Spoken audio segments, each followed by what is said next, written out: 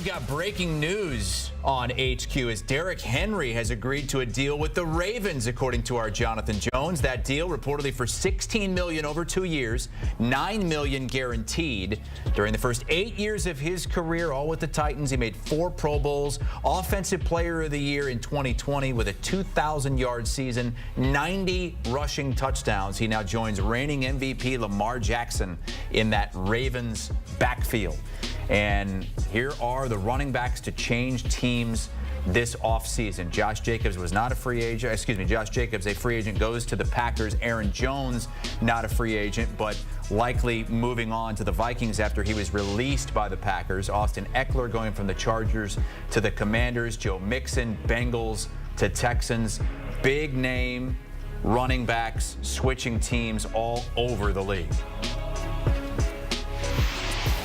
Let's also welcome in Danny Cannell into the conversation. So, guys, Derrick Henry was Pete Prisco's 52nd overall free agent. And the betting market, Brady Quinn, thought that Derrick Henry would go to Baltimore. It's happened now. What's your takeaway? I love the fit. I mean, Baltimore loses Gus Edwards to the Los Angeles Chargers, and he's one of those big physical backs that they'd love around the goal line, short yardage, and to pair with the rushing attack and the stable of backs they've got, along with Lamar Jackson. And so what do? You kind of upgrade in the sense, at least for size. Now, how much does Derrick Henry have left in the tank?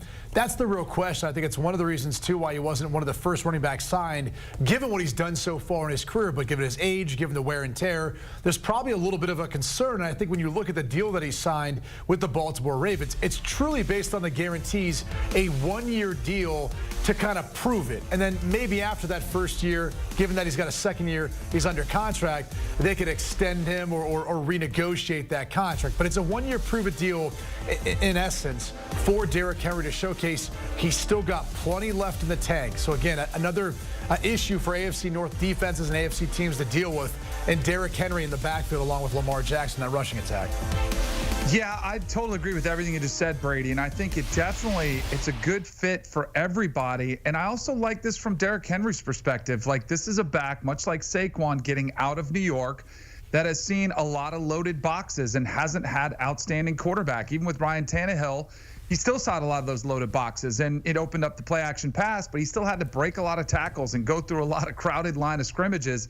Now you get one of the more dynamic quarterbacks in the league who can also throw it, and it opens up him to actually kind of revive his career somewhat and stop taking such a beating. So I think it's a perfect fit from a lot of senses. Their rush attempts are always towards the top of the league. And if you look at, if you're looking for a workhorse, I mean, Derrick Henry is the definition of that. Can handle a workload, is very durable over the course of his career. Brady mentioned the age, which I agreed. At 30, that is typically when you see it kind of come down some. But I bet they will monitor his carries. I don't think you'll see another 2,000-yard rushing season, but you can still get an amazing amount of production from Derrick Henry. How does Henry, specifically in the way he runs, the physicality, complement what Lamar Jackson does in the running game? Well, when you look at football, football is a game of numbers. And so whenever you're facing the Baltimore Ravens, you have to be concerned about Lamar Jackson, the quarterback running game, or quarterback zone read. And so because of that, you'd already be concerned anyway, just from a numbers standpoint, in accounting for one of the most dynamic athletes we've seen, the two-time MVP in Lamar Jackson. Now you add a running back like Derrick Henry back there, you realize it takes usually more than one guy to bring him down. He's that massive of a human being. So that box is going to be stacked. There's going to be safeties creeping down low, too, which should present a lot of one-on-one opportunities on the outside and big playability for Lamar Jackson and the wide receivers in Baltimore in the pass game. So it's really going to complement everything they would like to do. But I think more than anything else, it hits on the identity of what Baltimore is, and that is a physical, dominant rushing attack. And that's what Derrick Henry has been throughout the course of his career.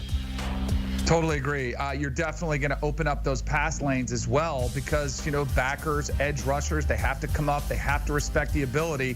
When they run that kind of zone read, when he sticks it in Derrick Henry's belly, that football, you have to respect it. And even that split second, I mean, that's one thing when you watch Lamar Jackson tear teams apart in the pass game.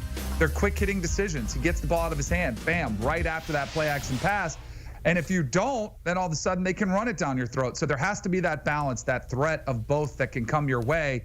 And when you add one of the biggest power backs we've seen in the last decade of the NFL, then it definitely is going to help open things up from every area of this offense. So I think Todd Monken is going to figure out ways that maybe we haven't even seen Derrick Henry used and utilized because he's got one of the more dynamic quarterbacks in the league too, including potentially, running a quarterback sweep where Derrick Henry becomes a lead blocker. And that's another problem to deal with, especially in short yardage situations. No doubt about it, Danny. I think it's what I'm most fascinated to see is how does Todd Monken utilize Derrick Henry? How does he pair him with Lamar Jackson? Because typically, if you go back to his time in Tennessee, he's probably best suited as a downhill runner, meaning you're putting the quarterback under center and you're allowing the running back to be 7-8 yards deep, take a step, pick his angle, and go, and be able to get downhill in a hurry where he can be most effective and most physical, getting those shoulder pads square to the line of scrimmage.